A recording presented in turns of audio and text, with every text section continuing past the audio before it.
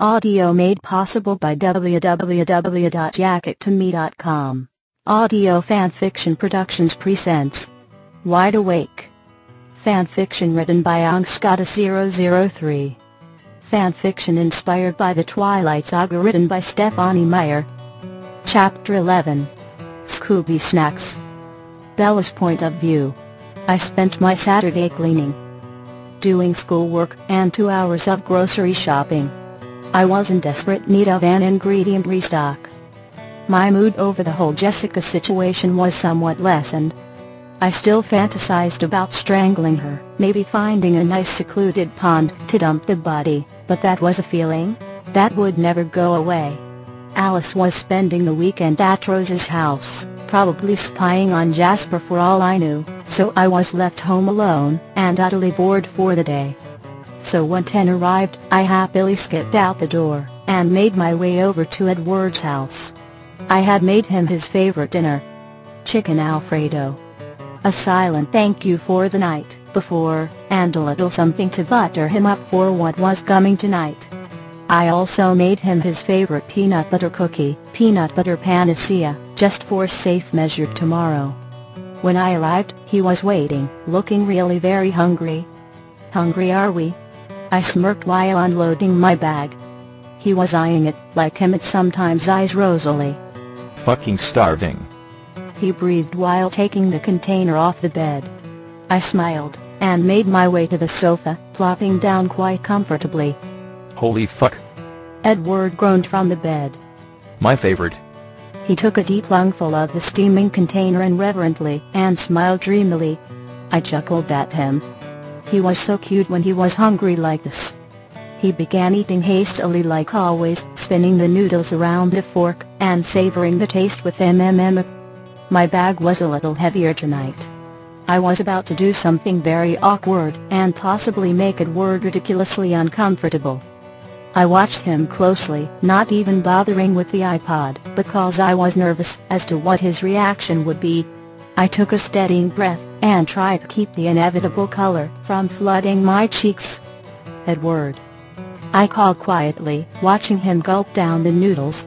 All I got was a distracted HMMM. It was actually 1/2 HMM, and 1/2 MMM. That was okay though, because I was pretty confident the next sentence out of my mouth would get me his undivided attention. "I brought pajamas," I blurted quickly. His fork stopped mid-twirl, and he snapped his head up to meet my gaze. And then, because I was Bella, I blushed furiously. "Oh," he said, keeping his mouth in the O part for a beat longer than necessary. He cleared his throat, and slowly resumed his twirling. "Okay." For some reason I felt the need to explain. "I mean, it's just uncomfortable sleeping in jeans, you know," I asked, my face still burning. He bobbed his head. "Yeah, I don't mind." He shrugged one shoulder and popped the fork into his mouth. "I wouldn't mind, if you wanted to wear something more comfortable," I said, nervously, my face getting impossibly hotter. He took a very large gulp of the Alfredo, and blindly reached back to his nightstand to get his drink. After a few thoughtful gulps, he lowered the can of soda. He began raking his fingers through his hair nervously. "Yep.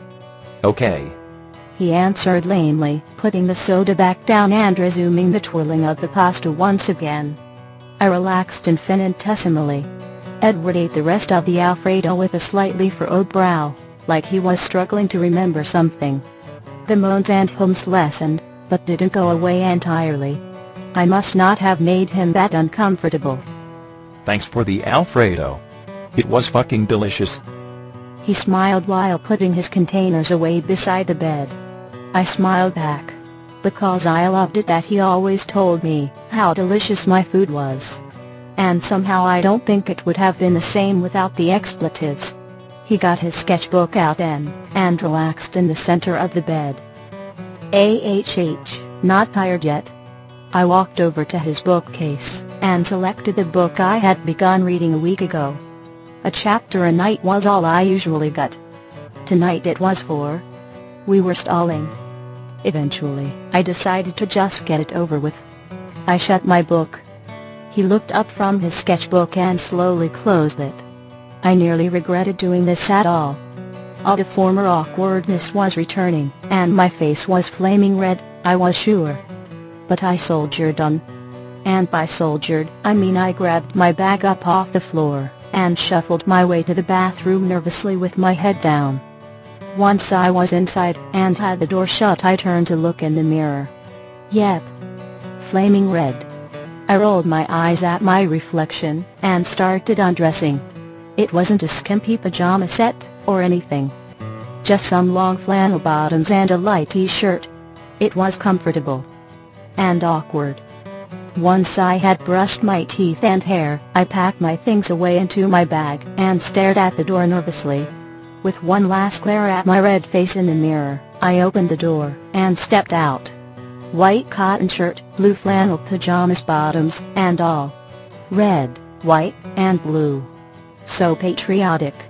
I thought sarcastically.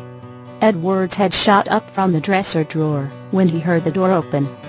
He seemed to be staring at my arms, which was weird. But he eventually closed the drawer, and strolled into the bathroom behind me, holding a lump of clothing in his hands. Stupid, stupid, stupid. I was screaming on the inside. I made my way to the bed and climbed onto it. I briefly wondered if I should crawl under the covers, but decided I'd leave that up to Edward. I'd already plunged him into quite enough for one night. I settled down on my back, to wait for him, like I always did. I could faintly hear when he turned the water on, likely brushing his teeth.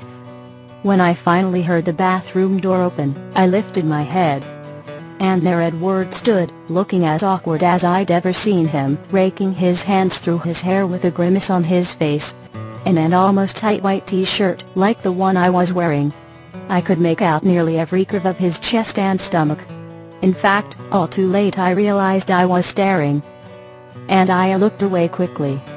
Still blushing. But then I caught a glance at the pants he had on. They were flannel, a lot like mine, but they had the cutest little cartoon Scooby-Doo print all over them. I couldn't help myself. I had to laugh. I shot my hand up to my mouth, to stifle my giggles, but Edward was just standing there glaring at me with narrowed eyes. Don't fucking laugh at me. He growled. This just made me laugh louder, because he was trying so hard to sound intimidating wearing little cartoon Scoobies all over his legs. He glowered harder, and stalked over to the bed. I mean Ed, cut that shit out. These were bought as joke. I was still giggling. Because it was funny, I couldn't help it. He rolled his eyes up to the ceiling. And held them there, shaking his head. Fucking Jez. He muttered quietly. I let my giggling die down, happy that at least the tension in the room was gone. And I smiled at him. He just rolled his eyes again, and began climbing into bed. But then he stopped, and pulled the covers down, glancing at me uncertainly. I answered his silent question by arcing my back off the bed, and reaching behind me to slide the covers down and slipped under them. Edward got under the covers with me and reached over to the bedside lamp, to turn it off. Once the room was dark, we turned towards each other like we always did, and scooted as close as we could. Edward wrapped his arms around me and brought me to him tightly.